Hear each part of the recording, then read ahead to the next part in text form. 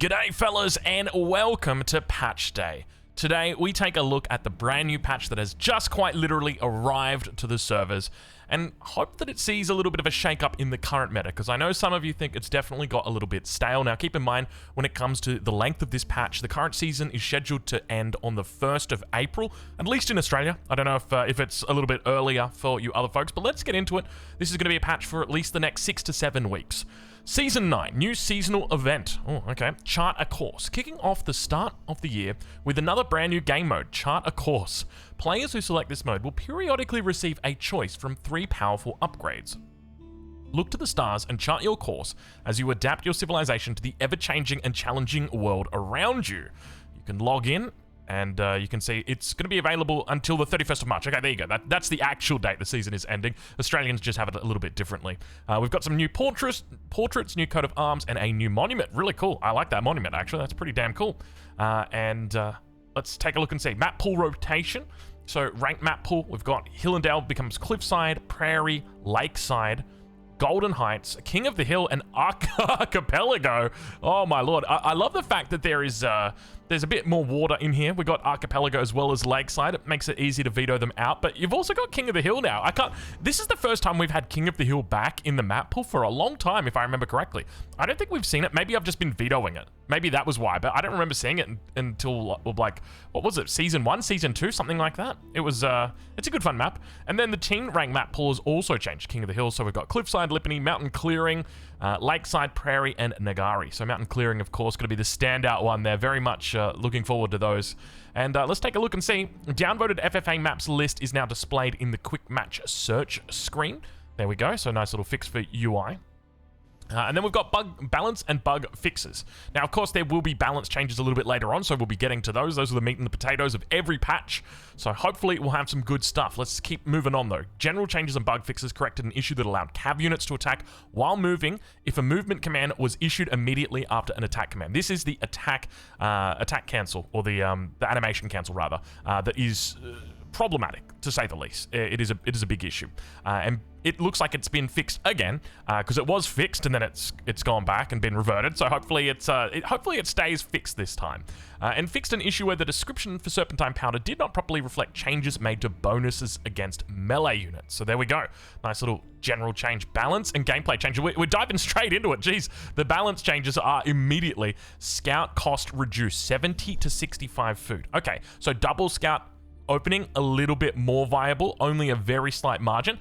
Slight buff to the roost with this because they like to open with multiple scouts from their hunting cabins. Scout train time reduced from 25 to 23 seconds. Further buffs to the roost, but I guess just double scout openings in general. Malian scout train time reduced from 15 to 14 seconds. Professional scouts movement speed penalty increased from 35 to 40%. Okay, so it's not a huge difference. If that was 35 to 50%, I would be like, okay, you know, now there's actually counterplay for professional scouts. Okay, so professional scouts cost increased from 75 wood to 75 gold to 100. Bro, get out. Really? Oh my lord. Okay. The team is aware of the current state of professional scouts in the meta. We will continue to monitor the situation and potentially address it in the next update. So, sorry, just to clarify, we've nerfed professional scouts by increasing the cost by 25 wood. Okay, and only increasing the movement speed penalty by 5%. So it means that counterplay is still not really possible, right? Like, you can get in, you can steal the deer, and you can get out. But I think what's funny is they've almost further incentivized it now, because you can just open a second scout with less retribution. There's 2 seconds sooner, your vills will start coming out, 5 food sooner is what you're paying for your scout. So this is a bit curious. It's right, like, you know, you're nerfing one component and then buffing the other, and this is probably just going to embolden people, if anything, to just open up with a double scout at the beginning of the game and just go straight into professional scouts. This, wow, very curious, especially because we see professional scouts at, like, I would estimate between 75 and 80% of the games we would see professional scouts, probably a bit higher than that. Yeah. Okay, look, let's move on. I'm sure you can tell how I feel about it. I think that professional scouts, it should be a technology that you should be able to go for, right? Like, there was a huge period of the meta where people just weren't even going for it, right? Because it was considered too expensive, and then people just tested it out, worked with it, and then said, hey, this is actually pretty good. I think the biggest thing, though, is the counterplay. I would love to see this number brought up so it means that the scouts that are going out fetching the deer, there's a risk if you don't quickly attend to them, if they're being attacked, they're just going to die, right? That's what you want. You don't want it to be more of an investment like this. You want it to be more risky for the professional scout player, especially, you know, because at the moment it really doesn't feel that way. Bombard damage increased from 50 to 55. Cannon damage increased 55 to 60. Culverin damage 35 to 40. Sprinkled projectile now has a significantly larger hitbox. Okay, Fei Chan going to be excited for that one. We haven't really seen much sprinkled, but this is good because, I mean, it says significantly larger. What happens if the sprinkled fires and it just hits every single unit on the battlefield? And now, could we see the sprinkled meta return? Do you guys remember the good old days where sprinkleds were spammed? That was literally in patch 1.0. I remember talking to Mido about that. He's like, we were really hoping you guys didn't find that. Because it takes a while for them to get their patches out. And he was, oh, they were the good old days. Adjustable crossbar, projectile blast radius, and projectile scatter reduced from 100% to 75%. So they're reducing the power of the mangonel in the Imperial Age with this change. This is specifically targeted towards that because this upgrade is only available in the Imperial Age. This still should be slightly larger than the mangonel of seasons gone, but it is a nerf from where we currently are. So I think this is definitely the right direction. People will definitely, I'm sure you will all agree, the mangonel is too weak in the Castle Age and too strong in the Imperial Age, and we still haven't found a bonus or a nice little zone, but this is probably on the way towards that. Spearmen now gain an additional 3, 4, 5, 6 bonus damage versus elephants with base, hardened, veteran, and elite tiers. Beautiful. May is in absolute tatters right now. I'm sorry, May. May is going to be getting counted hard on the ladder. This is the May patch. They have just patched May. I mean, they patched May here and they patched Faye up here. Who's going to be patched next? I don't think we've got any other players that we can rhyme with that. Anyway, crossbow damage decreased, good, 12 to 11. Crossbow bonus damage increased from 9 to 10, good. I honestly would have been fine with that going even a bit further, going like 12 to 10, and then crossbow like 9 to 11 or something like that. I don't know, I guess it's, you got to remember, right? Like, you got to play with these numbers. You make a 12 to 10 change, and then nobody ever makes a crossbow again. It's funny how these little things stack up. But look, this is definitely a good bonus, or a good change. Elite crossbow damage 15 to 14, base damage 11 to 12. So basically they're making it more effective against their, or not more effective, but as effective against their counters and less effective against every other unit. Elite army tactics, effect adjusted from 20% to 15% damage, okay? Still affects bonus damage, okay? Cost increased, oh my god, okay, from 400 food 800 to 500 food 1000, that's a lot. And effect changed from +4 melee armor to, wait. Aren't we just back where we used to be? Isn't this literally where it just was before? That's quite interesting. I wonder why they did a circle, and they've just made it more expensive. So what is this a nerf to? This is definitely a nerf to spearmen. It is definitely hit big by this because the spearmen don't have a lot of base armor, so to get +4 melee armor is very good for them. So it definitely hurts the spearmen. But other than that, I mean, it's realistically, yeah, it's not particularly big. It's not a huge change. It's a bit of like a rework, and if anything, it's probably an overall. I don't want to say it's a nerf. It's a nerf here. It's a nerf here. This one, it's a change. But like, I'm sure if you spoke with most people, they would say that 15% health is better than 4 melee armor. I would say that most circumstances, yes, it is, but it kind of depends. Anyway, Mongols improved elite army tactics grants plus 20% damage and health, costing 15% or 1500 stone. So there you go. That's the change for it. And now we got the civ specific changes. The Byzantines fixed an issue where mercenary, sorry, it's 4:41 a.m. for me right now. Fixed an issue where mercenary tower elephants would not benefit from incendiary arrows, and cataphracts now use Byzantine shields. I'm pretty sure there was a Reddit post. I remember there was a Reddit post. It was like, I can't believe the cataphracts don't use Byzantine shields. They what did they use? I think they use like the Holy Roman Empire shields or something like that. So well done to you folk on Reddit. I remember your thread. At least I think I remember your thread. At least I think I remember it being a thread. It might not be. Delhi Sultanate no longer gains 3 free scholars with first madrasa. May nerfed once again. Dude, they're actually targeting May. The Fast Imperial has been nerfed. Dome of the Faith discount reduced. Scholars now train for 75 gold. Can I just say, with this patch note here, I would love if you said the before and the after, because you're making an assumption that I know exactly how much they were before. They could have been 76 gold, and now they could have been 74 gold. Now they're 75. I don't know. I don't know what they were. I do know, but if I remember correctly, they were 60. But hopefully that's correct. So it's gone from 60 up to 75 gold. I guess the point is, we would like to see those before and afters, please. Incendiary arrows, biology, elite army tactics, research time from 22 to 23 minutes. They're actually getting nerfed. Silk bowstrings from 12 to 18. They actually nerfed May. That's crazy, dude. That is so crazy. That's how good May is. I mean, mad respect to May for exploiting the Delhi Sultanate so effectively that they nerfed the Civ. Like, they just were like, nah, we can't have this. It's too good. It's too good. All right, changes to the English. Fix an issue where Network of Citadels had an outdated description. That was a big one. And fix an issue where Wingard Rangers could see over stealth forests. That I feel like that was not a bug. That was a feature. But small little update there for the English. Japanese, new bonus. Excuse me? New bonus? Barracks cost minus 50% wood? You can't just be... Whoa, look at the Japanese changes. Holy, okay. New bonus, barracks cost 50% less wood. Fishing village change from 40% to 25% wood discount on fishing ships. That's huge. That's massive. Wow, okay, that's a big difference right there. So they're reducing their power on hybrid maps, but increasing their power on normal maps. Samurai train speed reduced from 23 to 20 seconds. Keep in mind, you can make a samurai in the Dark Age. So now it's cheaper to get the samurai, and it's going to come out sooner. Tatara cost reduced to 25 stone and 50 gold to 15 stone and 35 gold. And research time reduced from 30 to 15 seconds. They really want you to make Dark Age samurai right now. Hizukuri cost reduced, so this is the second tier of melee attack upgrade. For anybody wondering, this is melee attack upgrade number 1, which is available in the Dark Age, and this is the second level, which is available in the Feudal Age.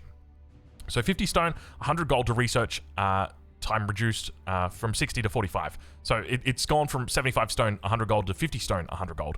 And 15 seconds off, not bad. Daimyo mana cost reduced 225 to 175. Dude, Japanese must have been underperforming, because these are good buffs. These are good buffs. Yorishiro adjustments, dock and military building production speed. Oh, okay, never mind. Dock and military building production speed reduced from 150 to 125%. So this is quite I wouldn't say it's a big, it's a difference. You're going to notice it, but it's not going to be huge. And then farmhouse, lumber camp, forge, RPM reduced rate per minute. I guess that's probably it. From 75 food and wood to 70 food and wood, and 60 gold to 50 gold. So that's a big nerf right there. So interesting decision. So basically they're trying to nerf the fast castle. That's what we're seeing here, because that's obviously like the main strat when you're playing the Japanese. Going very quickly to Castle Age, taking advantage of this. And you can definitely see that they're saying, okay, get a little bit off the water. But you still got the bonus, but just kind of be a little bit off the water. And also feel a little bit more free to get those bad boy samurai out a bit sooner in the game. Because, well, they like to do their work. Anyway, good changes for the Japanese. I think that's definitely, they were pretty one-dimensional in their playstyle. I remember in the good old days with the Japanese, you could do like a 2TC play and do something crazy, but very quickly people just worked out, okay, it's 1TC, it's fast castle, every single game. I would also like to see changes to their other landmark, the Temple of, I was going to say Humility, but I don't think it's that. Anyway, it's so rare that we actually see that. Give me a sec. Give me a sec. Learn Japanese down here. Temple of Equality. Oh, I was so close. What did I say? Humility? I was being humal. Is that even a word? I don't think that's a word. Well, Malians even outdoing the Japanese. Have a look at this. House health increased from 500 to 550. Pit mine increased from 1500 to 1600. Towns and a cost reduced from 400 wood, 450 gold to 400 wood, 400 gold. So slight buffs. Feudal Sofa Warrior, Veteran and Elite unchanged. So this is for the Feudal Sofa Warrior. It's gone from 155 to 160 on the health and 16 to 17. So stronger in the Feudal Age, the Sofa is now. Scout has been renamed to the Vanguard Scout. Okay. Musofati Warrior, health increased 90 to 95. Veteran health increase from 110 to 115 and 135 at 140 for elite. Pit mine generation 35 to 36. Could you get me any smaller than that? No, hey, we'll take those buffs. Fixed an issue with incorrect cap on pit mines for maps with extremely close gold mines, creating overlapping issues, and fixed an issue where small pit mines would generate 1% less gold than intended with full saturation. I'm glad they fixed this one up. More curiously, I want to know like the guy who reported this, because you know that there was one guy who was posting on like, not even on Reddit, he was posting on the forums, and he was just like, this game is completely unplayable as the Malians. I've tested it. It's 1% less than intended. And they've like responded to it. And that's the painful part, because I'm over here like crying like, can I have a change for caster mode, please? Could I see the Ayyubids upgrades, please? Could I just see the Japanese blacksmith upgrades, please? And they're just like, shut up right now, Drongo. But like, hey, but this gets the attention. That's what's important. Anyway, I'm not salty. Fix an issue where Mansa Javelineers could be unlocked from the archery range without building the Farimba garrison. I'm having a little bit of Groundhog Day, because I'm pretty sure I've seen this one before. Maybe they actually fixed it. No, it was actually fixed last time. So I think we might have just left this in from our last patch and forgotten to move it. It's at the bottom, so it probably makes me think that's going to be the case. Anyway, good changes overall for the Malians. Very, very slight buffs. When I say very slight, I mean very slight. 1% less gold is very slight. Mongols changes. Fixed an issue where the Khan's Hunter double production was using the Mangudai icon. Fixed an issue where the White Stupa wasn't selected by the Select All Technology Buildings hotkey, and it is a technology building. And fixed an issue when we're researching the improved version of Superior Mobility First would not grant the faster unpacking effect. So nice little changes there for the Mongols. Nothing too crazy. And now we've got the Ottomans. Okay. All right, cavalry archers. Oh, thank you. Hey, that was my feedback. That was my feedback. Remember? I'm like, you got the horse archers, you got the cav archers. Yeah, what's the difference? You got they all sound the same. Anyway, it's been renamed. They've been renamed to Akinji, which I think is a great name. It's probably going to take me a while to get that, but absolutely what they needed to do. So thank you for distinguishing the cav archer a little bit more from the mounted archer, the horse archer, the camel archer. I'm literally just naming things right now, and they're all actually lining up. Like, we have all of those things. The pig archer, the cat archer. I leaked it. That's for the upcoming Egyptian civilization. the cat archer. It's not really. They get a chariot. A Kinji, gosh. A Kinji cost reduced from 100 food and 80 wood to 90 food and 80 wood. And Akinji production time reduced from 27. So for anybody wondering about this unit, this is the unit that was brand new to the Ottomans, I think in the last season, where they basically redid the Vizier system. They didn't redo it, but they kind of refreshed it a little bit. And one of the, I think it's the second tier points that you can put it into is the Akinji. If we take a look here at the Ottomans and take a look at the Imperial Council, you'll see that they've got the Akinji in here somewhere. Here we go. The Akinji system. So this guy right here, that is who the Akinji is. So production reduced as well, 27 to 25. Cavalry Archer Vizier Point renamed to Akinji system. And military and technology building discount has been increased from 33 to 40%. Hold on, military and technology building discount. Okay. Because the way it used to work is it used to be 150 for blacksmith, and then it would come down to 100. So now with it being 40%, what does that make it? 90? I want to say 90. Can we just double check? If we go in here, barracks is 90. Yeah, it's 90. Okay, Ottoman buffs. What's up? Let's go, Ottomans. All right. Variant civilization changes. Okay. Ayyubids. Fixed an issue where the last Atabeg. That sounds like a novel. The last Atabeg. Is that a movie? The last Atabeg. Anyway. Could not be retrained and was permanently lost. Atabegs no longer incorrectly use Malian camel trader skins. Though it would be very cool if we could have some Malian camel trader skins, if you know what I'm saying. Developers, could we get some? Could we get some Malian camel trader skins and some sheep skins and some town center skins and some villager skins and some horseman skins and some spearman skins? And can we get some skins specifically for the weapons? I know people hate it, but you got to remember, right? Like, monetization of a game is its blood, right? Like, if you don't have money coming into the game, the devs stop supporting it. So for me, like, the idea of skins is a way that I can inject cash into a game so that Big Daddy Microsoft looks at it and says, hey, this quarter wasn't too bad for Age of Empires 4. You know what? Let's not cancel the DLC. But unfortunately for some folks, it's a little bit tougher than that. Fixed an issue where desert raiders would benefit from silk bowstrings on their melee weapons. And I will just say, I'm sure there's going to be that one guy that pipes up and he's like, actually, Drongo, Age of Empires 3 did have cosmetics and it still got cancelled. And I would just say, look, I don't have the numbers.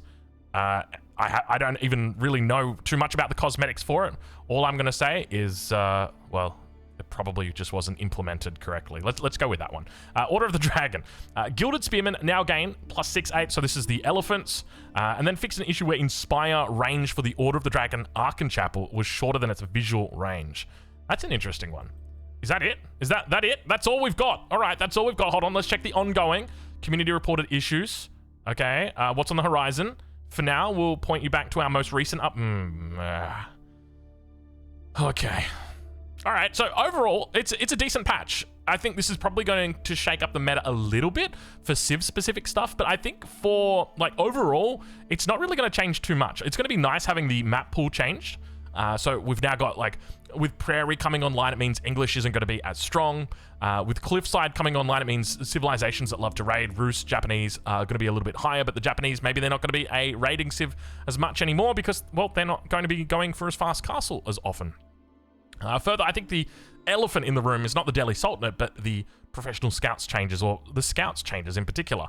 Scouts got buffed. Professional scouts got nerfed ever so slightly, but you'd look at this and you would think, my friends, if I'm paying 5 less food for my scouts, and I'm paying 25 wood more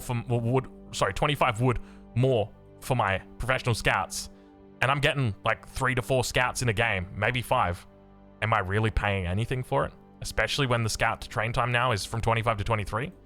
Am I really getting anything for it? I don't know. So I think overall, look, it's I think whenever a patch hits, there's almost like 90% of the time you want there to be more. You want there to be changes to the Chinese. You want there to be bug fixes. You want there to be caster mode changes. But you know, sometimes it doesn't happen. A lot of my hope right now is resting on the fact that this season ends. If we take a look here, you'll see in my game, and keep in mind, I'm in Australia, we have got 6 weeks, 3 days, and 23 hours on the 1st of the 4th, 2025. So that is going to be another 6 weeks to go until we reach that. And there's a good chance right now that that is exactly when the DLC is going to be dropping. Either that day, the day after that, somewhere in that region. And I'm going to be holding out hope that that is when my changes to caster mode are going to be happening. Anyway, we're going to leave it there, folks. Let me know what you thought down in the comments below. Overall, I think, look, it's a decent patch. It's in the right direction. There's nothing too crazy here. The only negative thing I'd say is professional scouts didn't get hurt enough. And other than that, we'll leave it there, and we'll catch you in the next one. Thank you for watching.